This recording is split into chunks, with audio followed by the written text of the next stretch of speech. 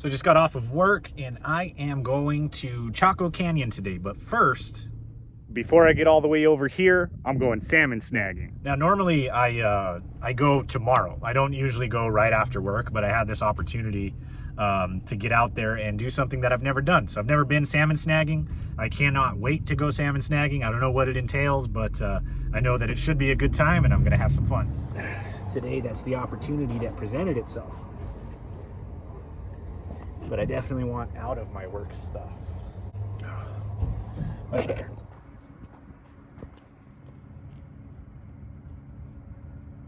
So I actually accidentally went the wrong way and it ended up being a good thing because I got to see those deer.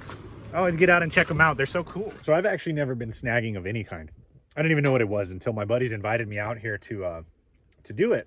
And the cool thing is, this time of year at Navajo Lake, your limit's 12. So if I can catch a few of these guys, hopefully it'll be kind of easy, but if I can catch a few of these guys, it'll make up for all that fishing that I had a hard time with this summer. Yeah, I got it, brother. So no luck with anything tonight. I'm gonna try again in the morning, but we got here kind of late and the sun's already setting.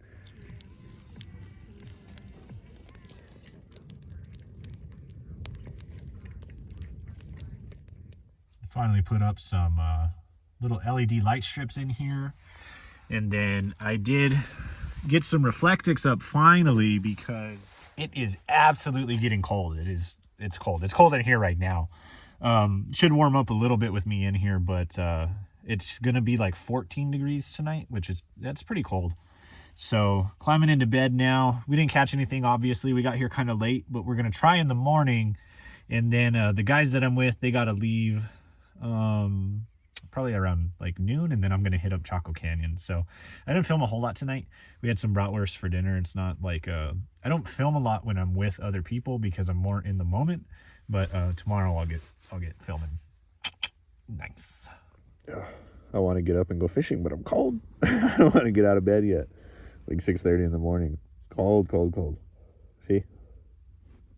Cold. There's some frost on my windows. That's the one window I don't have covered with reflectix.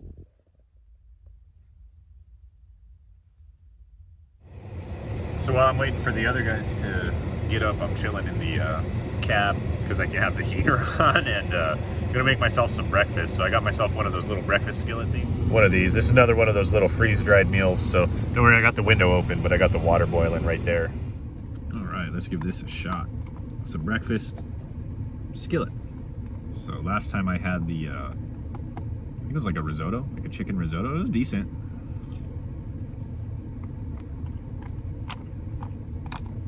I think that's kind of the same with this. I mean, it's decent, but not great. It's a freeze-dried meal, right? But it's gonna get the job done, and it's super easy. So these might actually be like a staple for me throughout the winter, especially because when it's like 12 degrees outside, the last thing you want to do is set up a whole stove and like cook a whole meal and everything like that. So this is quick and easy. It takes just a few minutes. I was able to cook it in my truck, which is nice. So I'm excited. We're about to we're gonna cross the lake and try to catch like where the river inlet is to the lake or whatever, and see maybe if we can catch some salmon over there. So the limit's 12. I really want to catch some. Last night, it just, the sun, with the time change, the sun just goes down so fast. It was like 4:30 and the sun was setting, which is crazy. But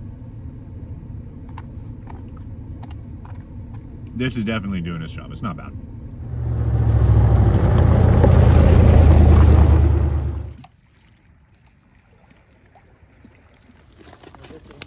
Oh, he's going towards Ursa, bro. He's like, hurry, eat me before my first ever snag salmon. So I ended up having a pretty good day fishing. I actually caught 5 salmon, and that was pretty fun. So the boys are heading back home now, and I stopped at this place called Grandma's Kitchen in Bloomfield, New Mexico, so I can get some lunch, kind of clean up a little bit. I smell like fish. It's kind of gross. And then I'm gonna head to the Chaco Canyon campground, and tomorrow I'm gonna end up doing Chaco Canyon just because it's getting a little bit late today already. We fished kind of all morning, so it's the afternoon now. It is what it is, but I'll see what this place, Grandma's Diner, any place called Grandma's, it's got a dirt parking lot. You guys know how I roll, so let's see.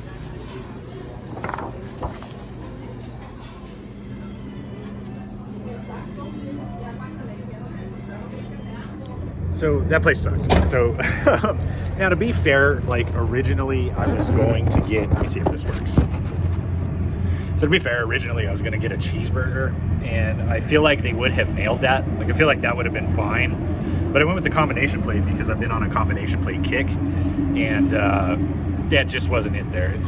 It wasn't it. The tamale was store-bought, like you can totally tell. It's the kind that you get at like Walmart frozen section, and just lacked flavor all around. Awful, but I paid for it. I ate it. I won't have that again if I'm ever here. Definitely try a cheeseburger or something. So there's a peak right there. Oh, no, that's not right there. It's right there. I think called Angel's Peak. This is a little overlook. I just don't mind like the oil field rigs and everything. It's like a, you just take this little dirt road off the highway, and then it dead ends right here into all of this, which is really, really cool. Although there is something down there, and I don't know exactly what it is. There's a little road leading to something. Here's my first abandoned stop of the day. There's actually a couple houses that I passed coming in that I think I'm gonna try to stop at tomorrow on my way out. But I wanted to check this one out, even though there's a hole in the floor and a boot there. Not a lot left of this house. Try to be careful where I step. Doesn't seem like the fall would be that bad, but wow. There's the kitchen.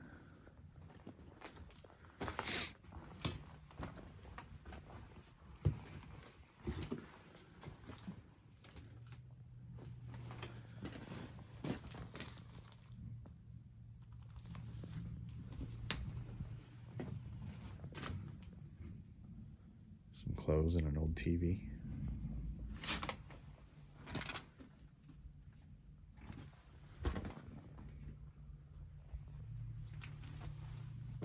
There's the pants.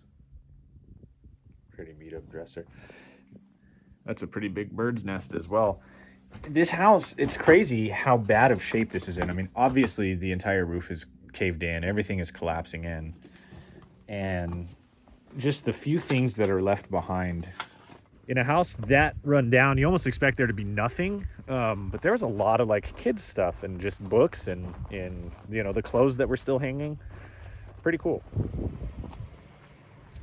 So Chaco Canyon is definitely like apparently like a whole thing. So I stopped in at the visitor center and checked in and everything, and I got my camping spot. But there is there's like a museum in here that I'm going to check out tonight because I'm going to get started before they open tomorrow. So if you stop in at the visitor center, there's like a whole museum, and right now I'm actually watching the video. And this will kind of teach you just about the area. Mark the paths of the sun, moon, and stars. This is cool. In the museum, they have like a recreation of the largest Pueblo here, what it would have, or you know, what the layout is. And it looks actually like it's huge. It's like it takes up the whole center of the room. You can see it better at this angle probably. It also gives you like a timeline. So 850 to 950, just kind of as the years went on, 950 to 1050. That's how they were adding on to it.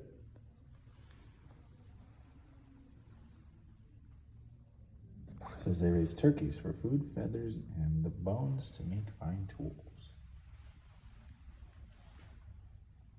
It says Chaco is often called a ceremonial, political, and an economic center. It was also at the geographic center for more than 200 communities located outside the canyon. All of these little lights came to Chaco Canyon for trade and other things like that. That's crazy. So I'm getting started just checking out like some of the area that's at least in front of the visitor center, because after checking out the visitor center and like learning about the space, there's a lot here. I'm not going to get it all in tomorrow. There's actually even a 7.5 mile hike you can do here.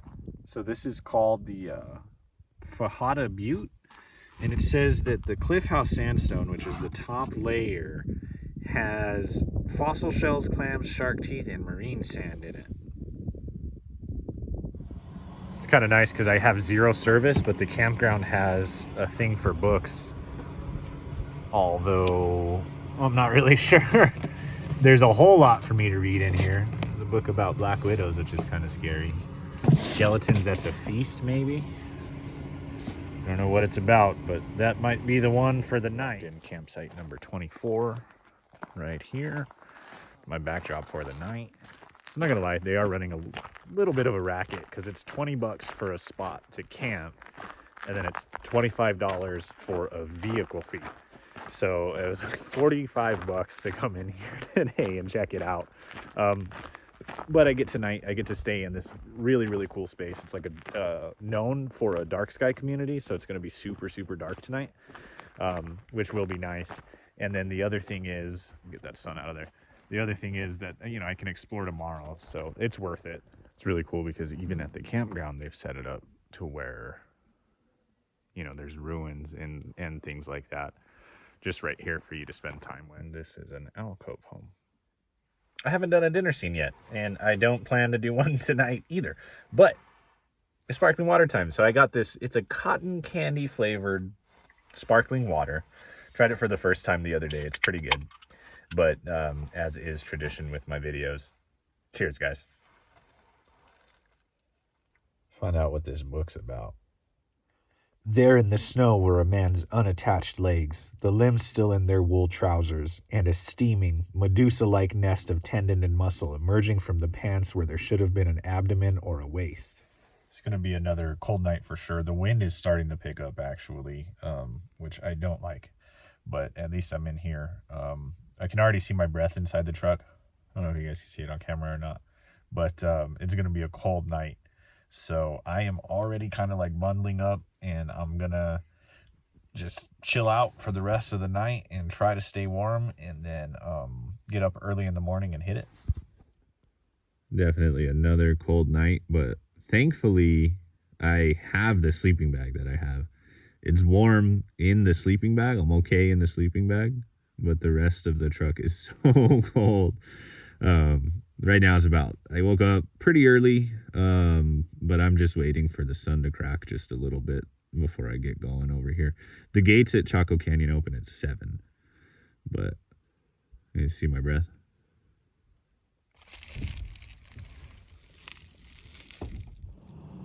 Oh man, get a load of that sky.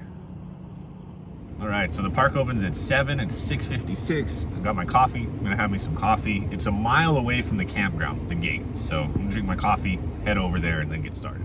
Sorry, I know I'm getting more sky, but this just looks insane right now. So I'm the very first person in the park today, and it's really quiet because it's so early. But what's really cool is it's a 1-lane road, and it takes you all the way around. And there's little spots you can park to jet off and take hikes. And you can explore some of the ruins through these hikes is my understanding. But since I'm the first person in the park, I can stop in the middle of the road and get out and take a picture if I want to.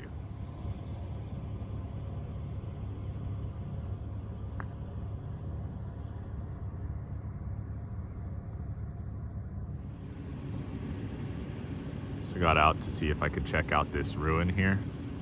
And then just to the left of it, you got a big old elk right there, hanging out, enjoying the morning. So this is one of the great houses. I'm gonna try to refrain from saying these names because I know that I'm gonna butcher them. To me that's Hungo Pavi, but I don't know if that's right or not. But this is one of the great houses occupied from the year 1000 to 1250. So I'm gonna do as many of the little small hikes as I can. I did not prepare for like a 7.5 mile hike, so I don't have anything that I can eat or anything like that. So I definitely won't be able to do the big hike. There's like there's one she said would be about 2 hours, and that one I may try depending on when I get there. But I'm gonna jump out and check out as many of these ones as I can, because there's several around here. This is where that elk was. He's big. Like, if you guys could see him in person, that's a big boy for sure, or girl. You guys want to talk about like when I stop and just take it in, you know, you've got that big elk hanging out right there. You're at these ruins that, you know, are the thousands of years old. And, you know, the culture here and feeling the energy here with these ruins, with this backdrop, the landscape, the elk, everything is just a picture perfect morning. It could not have been better than this. They actually let you walk up a little bit. You get to kind of experience what it would have been like, somewhat, right? I mean, obviously the structures have fallen down, but somewhat to be inside one of these buildings. So on this backside, you can kind of get a feel for how large this great house was. When you're walking up the front side, you can kind of see it, but not as much as this. You can't really tell how long the wall is from the front side. But holy smokes, this was huge. I wonder if the functionality of these is that they act as like windows or breathers, or if they're in there for some sort of defense. Because they're not super huge. There's a lot of them along this wall. There's no doors or anything on this wall. So I wonder if they were like defense maybe? But right behind it, you have this cliff face. So this is something I'm going to look into next time. Coming next time, I want to do a guided tour because I want to hear more of the history of this place. And this was the second largest great house. 3 acres. Holy smokes. One house covers 3 acres. A great kiva and elevated kivas. Wow. And a plaza that stands 12 feet above the valley floor. Not sure what that would have been. There's actually a lot left to this one, so it's pretty cool that they let you walk up into it. Certain points, I mean, area closed beyond the sign. You can only go so far, but still very cool. So this right here is the kiva. So these were like holy centers, worship centers, places of worship and churches and where they went. So this is a very, very like sacred, holy area.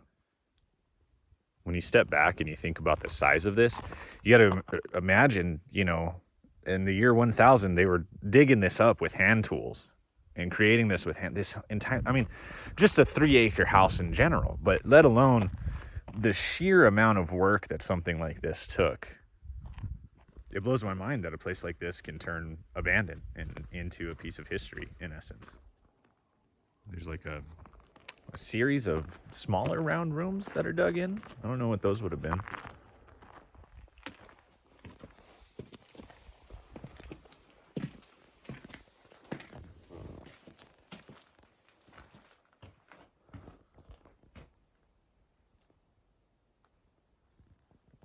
So it looks like the round holes, not the square, but the round ones, looks like were for beams actually, which makes a lot of sense.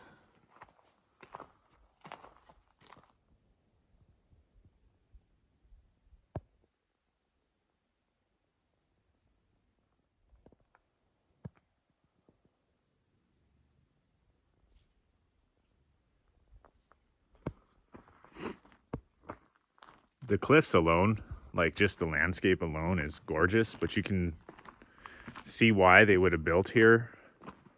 You know, you build something like this, I don't know what this structure would be, but the cliff is backing you. So if this was a defensible structure, I mean, that makes sense, right? You got the cliff, nobody's gonna come get you. But I was reading that on one of the buildings, I'm not sure which one, not too long ago, actually, a good piece of the cliff came off and fell down. You can actually see some rock slide right there. This definitely looks like it was a spot where there was a bit of a rock slide, because it looks like there was a structure here, and I doubt that this giant rock was inside of whatever this structure is.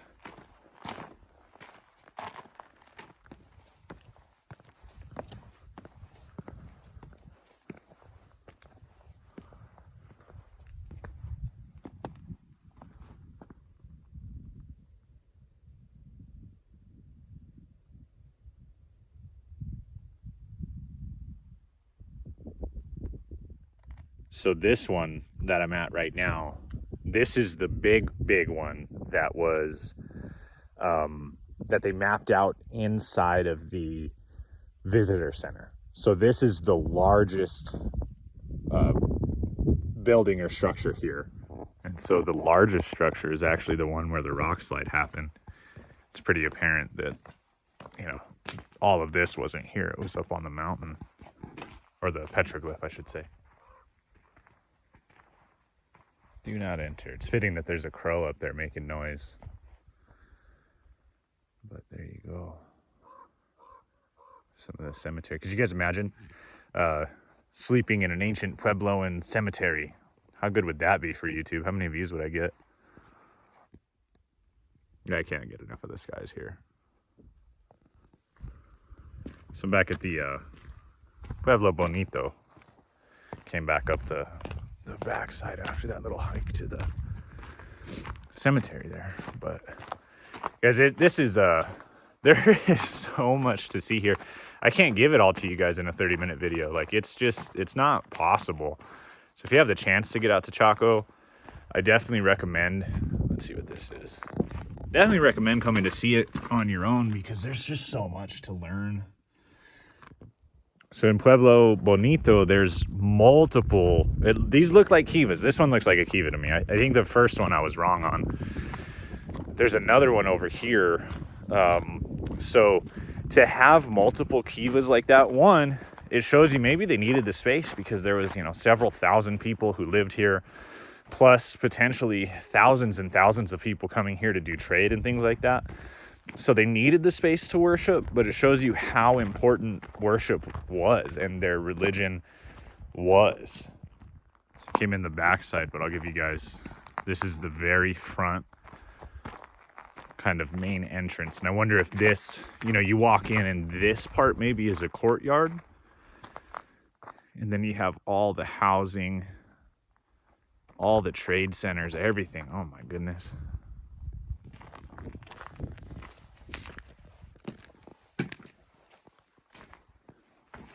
Oh, don't tell me this is a door now.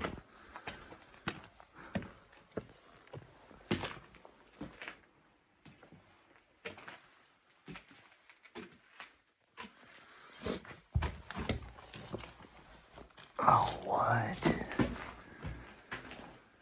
This is so cool. So this would have been, I don't know what kind of room this would have been. Can't tell you. I can tell you these doorways are friggin' tiny though. Not much I do know. Ooh. All right, so it says, welcome to one of the intact original rooms open to Chaco visitors. The ceiling, wooden beams, walls, and doorways were built in 1082, over 900 years ago. In spring 2004, the walls in this room were replastered to protect the old original plaster. Beneath the plaster scars, oh man, people are graffitiing this. It's crazy.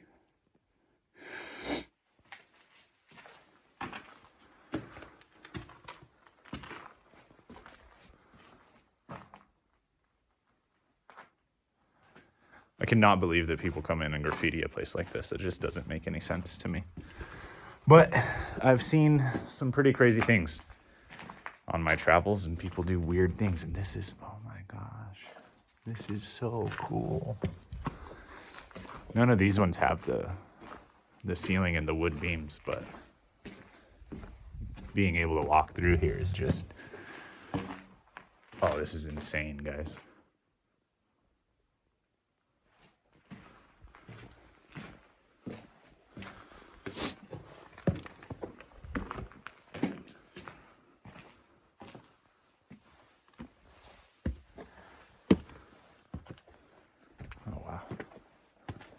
So I'm guessing to get into these rooms, they had to have had like ladders, right? Going down maybe like right there and right there. Because you come out of that maze of rooms into this basically right here.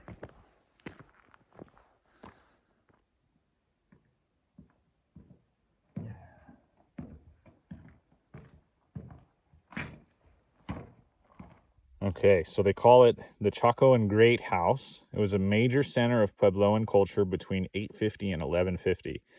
This building embraced many roles. Those functions included ceremony, administration, trading, storage, hospitality, communications, astronomy, and burial of the honored dead. Only a small portion seems to have served as living quarters. So this was actually just like a hub. You can see in the picture, so all the holes, so like this is a kiva, they all have a roof. They're not open to anything.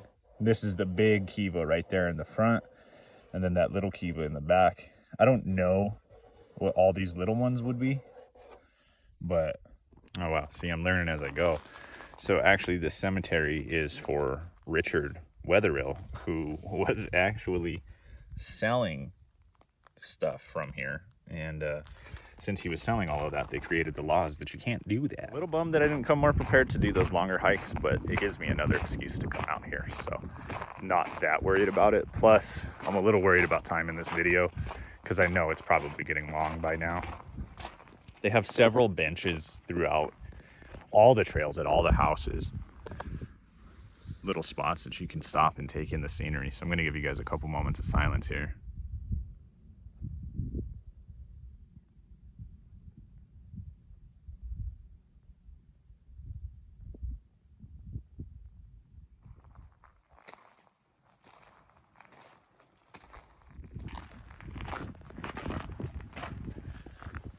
It's cool because in a lot of these you really can get in there. You know, you walk up steps and things like that, but you can see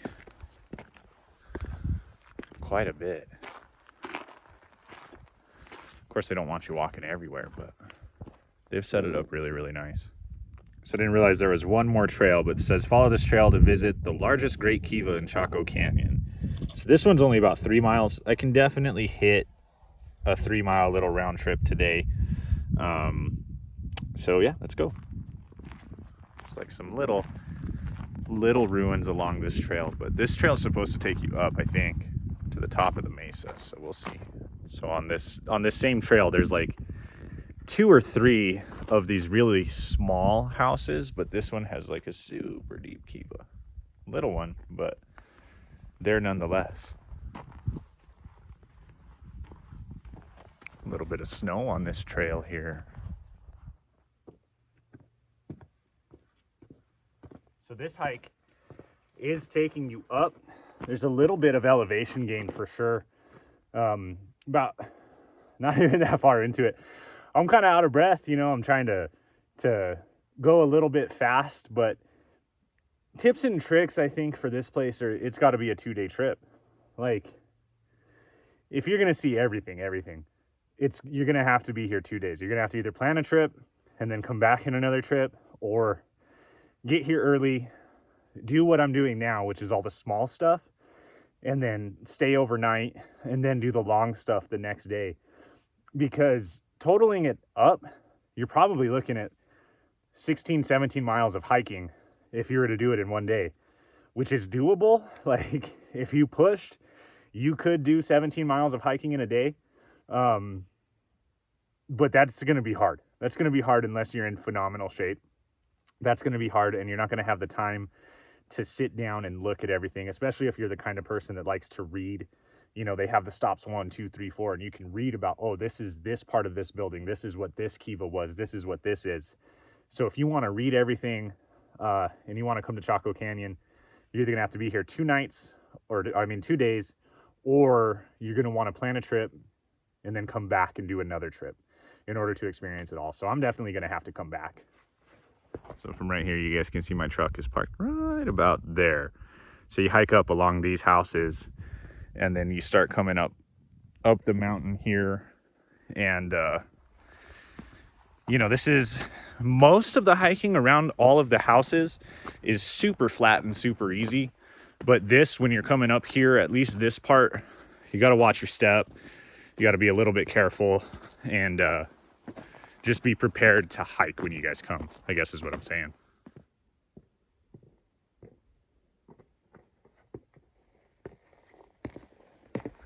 So this is the one that you got to kind of hike to. You get up on top of the mesa, and then you come about another 1.5 miles. How they would climb up here and build this way up on this hill, I have no idea. I could not tell you guys how they did this stuff. Here's your views from this one though. So you can choose your way to go back. I'm gonna go South Gap just because I'm committing to doing like the full loop. I think that turns it into about 4 miles, but this is the one long hike that I'm gonna do today. So I might as well see everything that I can. It's windy, so I'm sorry, but right before I start traversing and going down, I wanted to get you guys this view of the mesa. So here's the trail going down. For the most part, this trail is not hard, but there are sections like this that are a little bit difficult. So you got to be kind of careful. There's a lot of big steps. You know, this is like a whole hop down and things like that. So, you know, difficulty scale for the most part, it's, you know, it's a 1 or a 2, but there are sections that jump it, you know, to a 10. So if you're planning on doing this hike or coming in and hiking in this particular trail, I don't know how the other one is. I'll know in a few weeks when I come back and do that one. But it can be a little bit difficult, so.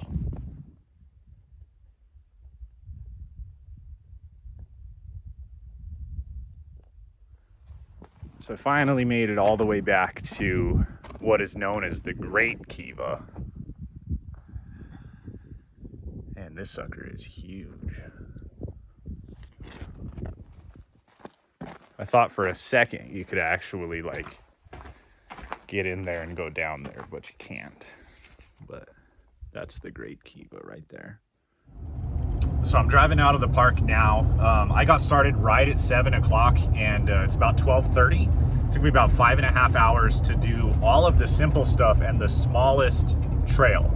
And I still moved pretty quickly through it because I didn't stop and read everything about every single point. So, I mean, depending on the kind of person you are, if you're gonna stop and read everything and you're really, you know, there to study and look at it, I mean, you guys are gonna spend all day just doing what I just did. So definitely make a plan for that. And then if you're a hiker, you like to hike, you might wanna go on those longer hikes. That's what I'm gonna do next time I come. So I'm gonna come, I don't know, I'll make another trip out here, but this is a trip I've wanted to make since I started making these videos over a year ago. And I finally got out here and it was completely worth it. Whether you guys are from New Mexico or not, come check out Chaco Canyon. Got a little abandoned stop here with some interesting graffiti. See how much of it we can see. Sneaking in the door here. There's a fireplace, that's kind of cool.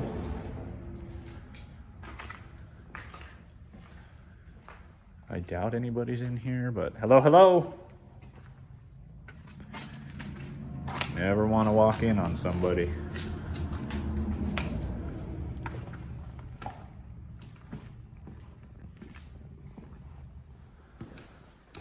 Looks like this might be a like living quarters in the back. This kind of looks like a living room to me.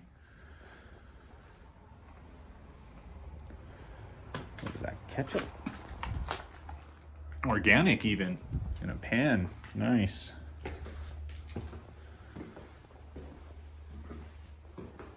Bathroom, yep, bathtub. Yeah, kind of cool. This would have been a cool spot, I bet. You know, you live back here and you run, there's like a laundromat and I would assume like a little cafe, but there's not a whole lot left in here. Pretty much cleared out and empty. Miracle at St. Anna on Blu-ray high def and DVD, February 10th. Nothing too crazy, but I definitely liked these. So I'm starving. I'm back in Cuba. I'm gonna go grab some food really quick. I know what you're thinking. It's a Phillips 66, but it's not. There's actually a restaurant called the Chaco Grill inside this Phillips 66. Here we go. This even looks better than yesterday. This is what I wanted yesterday, I bet. You couldn't hear me over all the talking in this restaurant. But anyway, I was saying that this combination plate was way better than the one that I had the prior day. Tasted way, way better. So definitely made up for it. And then I went on to tell you guys basically, thank you very much for liking and subscribing to my videos. I've actually been growing kind of fast over the last couple of weeks, and I cannot thank you guys enough. You know, my goal is to finish out the van and then hit the road and just live full-time van life. And I really cannot do that without you guys, especially those of you that have made it to this point in the video.